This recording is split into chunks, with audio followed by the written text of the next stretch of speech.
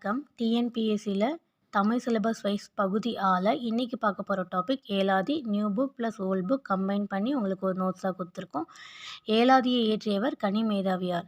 ஏலாதியை இயற்றியவர் கனிமேதாவியார். இவருக்கு கனிமேதையர் என்னும் மற்றொரு பேரும்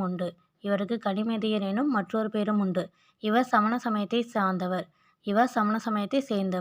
இவர் சமய சமயத்திற்கே உரிய கொல்லாமை முதலான உயரிய அறக்கருத்துக்கள் ஏலாதியில் வலியுறுத்தி கூறுகிறார். இவர் சமண சமயத்திற்கே உரிய கொல்லாமை முதலான உயரிய அறக்கருத்துக்களை ஏலாதியில் வலியுறுத்தி கூறுகிறார். இவர் காலம் கிபி 5ஆம் நூற்றாண்டு. இவர் திணைமாலை 150 என்னும் நூலை இயற்றியுள்ளார். 14 கீழ்க்கணக்கு நூல்களுள் ஏலாதியும் ஒன்று. சிறப்பு பாயிரம் தச்சிறப்பாயிரம் உட்பட 81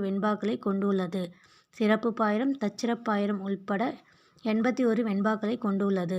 4 அடிகளில் 6 அறக்கருத்துக்களை இந்நூல் தமிழுக்கு அருமருந்து போன்றது. 4 அடிகளில் 6 அருமருந்துகளை இந்நூல் தமிழுக்கு அருமருந்தாக போன்றுகிறது. ஏலம் என்னும் மருந்து பொருட்களை முதன்மையாக கொண்டு லவங்கம், சிறுநாவற்பூ, சுக்கு, மிளகு, திப்பிலி ஆகியவற்றால் ஆன மருந்து பொருட்களுள் ஏலாதி என்பது பெயர். ஏலம் என்னும் மருந்து பொருட்களை முதன்மையாக கொண்டு லவங்கம், சிறுநாவற்பூ, சுக்கு, மிளகு, திப்பிலி ஆகியவற்றினால் ஆன மருந்து பொருட்களுள் ஏலாதி என்பது பொருள். இம்மருந்து உண்பவரின் உடற்பிணியை போக்கும். அதுபோல இந்நூலின் நற்கருத்துக்கள் கற்போரின் அறியாமையை அகற்றும். சொற்பொருள்: வணங்கி, பணிந்து.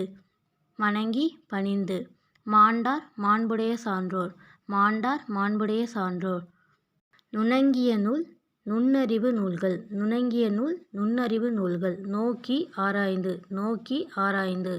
பாடல் வரிகள்: வணங்கி வகியோங்கி மாண்டாச்சொல் கொண்டு நுணங்கி நூல் நோக்கி நுழையா இணங்கிய பால் நோக்கி வாய்வான் பழியில்லா மன்னனாய் நூல் நோக்கி வாய்வான் நுணிந்து. எழுதியவர் கனிமேதாவியார்.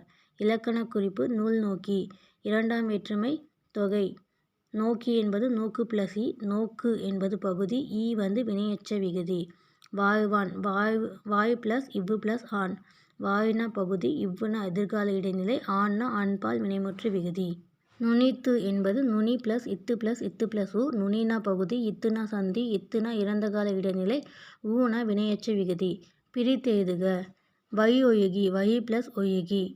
இந்த வீடியோ உங்களுக்கு பிடிச்சிருந்தால் லைக் பண்ணுங்கள், ஷேர் பண்ணுங்கள், சப்ஸ்கிரைப் பண்ணுங்கள். நன்றி.